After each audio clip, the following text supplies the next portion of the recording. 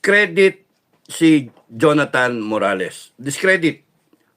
Gibain ang credibility niyan. Walang maniwala dyan sa hinayupak na yan. Lahat ng sinasabi niya, nagtutugma. Hindi kagaya nung kay Francia, yung sa PIDEA, nagganon-ganon eh. Kahit wala yung video na kamo, wala yung picture.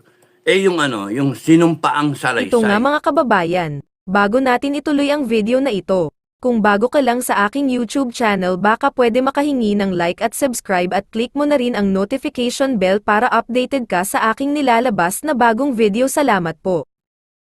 Very damaging yung maungkat yung laman nung pre-operation report na yun. Ano yung pinirmahan na yun? Kaya ako titignan ninyo discredit si Jonathan Morales. Discredit.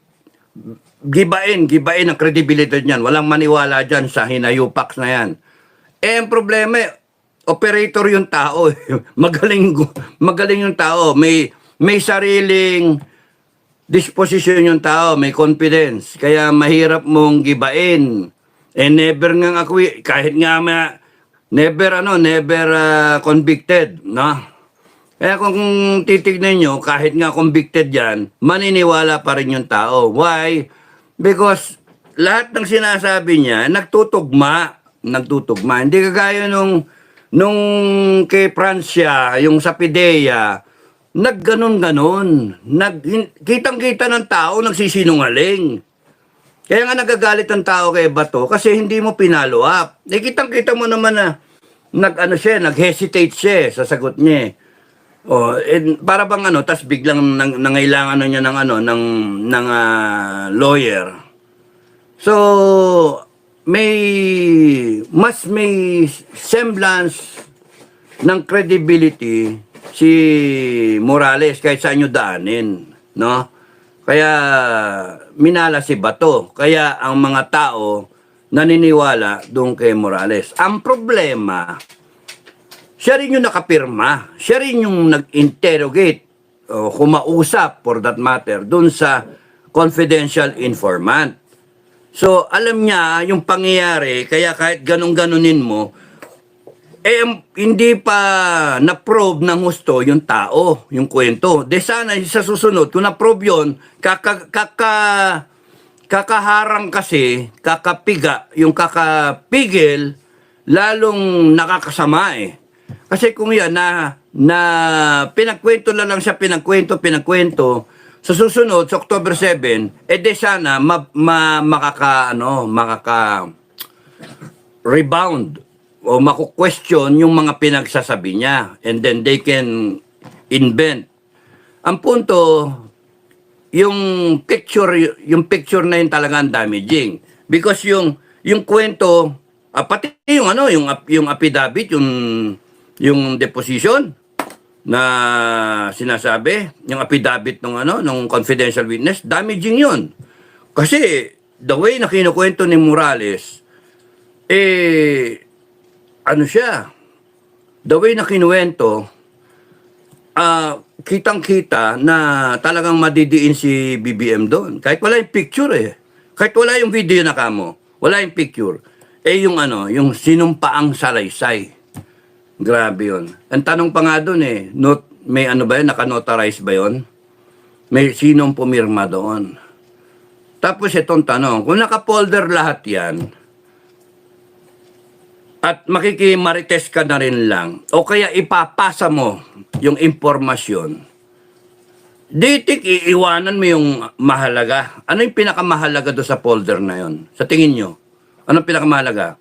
Di ba yung picture, yung affidavit, yung pre-operation report, yun yung bungad pa lang, confidential. Tapos nun, pre-operation report. May hingi ng permiso, ma-operatan.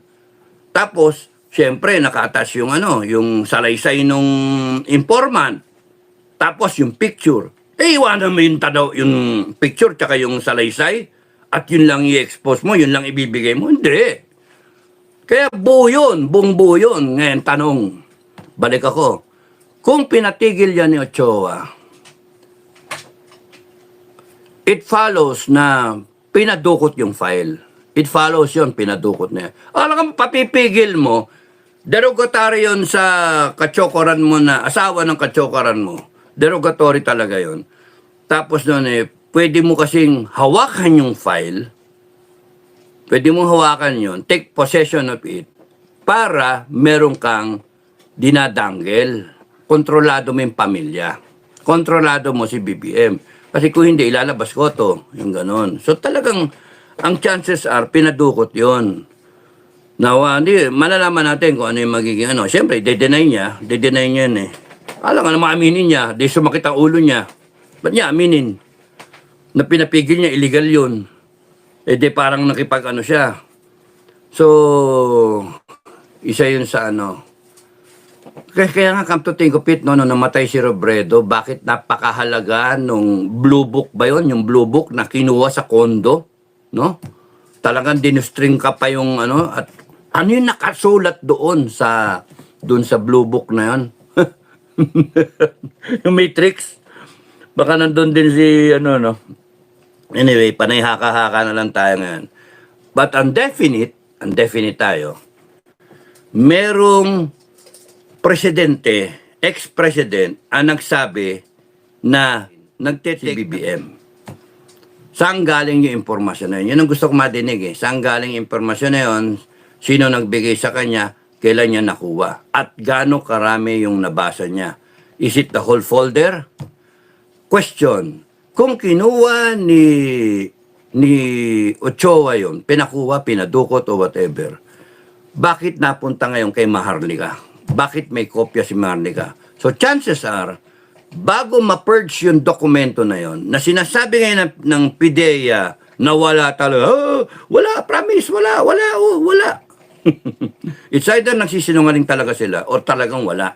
They're telling the truth. Baka mamaya dyan, masabihin pa, lie detector test pa, etc. Palay detector test si Jonathan, tas palay detector din yung ano, yung Francia, lahat sila sa PIDEA, lie detector. Kaya nga makita mo kung ano yung mapapanood naman ninyo, parang teleserye yan eh, na ano, parang ano nga, circus. It's just a shilin. Parang sa erap nga, no? At pagka na-corner, na box in sila, it has to be very fast. Kasi, merong benefit ang administration ng history. May nakaraan. Mamili ka nga, EDSA 1 ba to? O EDSA 2 ba to? O combination ba to? Lumipad yung tatay ko. Lumipad kami. Hindi namin kakampi Amerikano nung kakampi ng Amerikano, si Cory Aquino. Yung inaasahan namin kakampi namin, wala. Dinala kami sa Hawaii. Ang setting ngayon, kakampi niya ang Amerikano. Yun yung ano, wow, kakampi niya Amerikano. Delikado tayo delikado. So, kaya Duterte camp is mga loyal sa mga Duterte, mga think tank ng Duterte, advice, huwag kayong magbabakasakali na panalo na ayan na malapit na. Nadidinig ko. May nagkakabit na gano'n. Malapit na. Para bang grabe, no? Victory is at hand. Parang gano'n eh. Gano'n ang dating. Huwag kayong magbabakasakali. Baka mabulaga kayo. Tapos mauwi na naman. Dinaya kami. Dinaya kami. Nag-declare bigla ng gere. Dineclare ka agad. Bukod di namin nasaan yun, nagkagera, biglang martial, biglang ano, state of war, yari. Siya nga pala, sa usapang West Philippine Sea, na, yung minoterkano na naman tayo, no? Tapos gusto na nating sumagot. Nihintay lang natin kung ano yung magiging posisyon ng AFP tsaka ng ano, Coast Guard. Tapos merong pinag-uusapan na we're going to develop a visiting forces also agreement with France. Ewan ko yung sa Australia. So parang, ha? Kung pinag-uusapan natin na madagdagan yung visiting forces agreement with other nations, with other countries, does it not follow logically na wala balak ang Pilipinas, at least itong administration na to,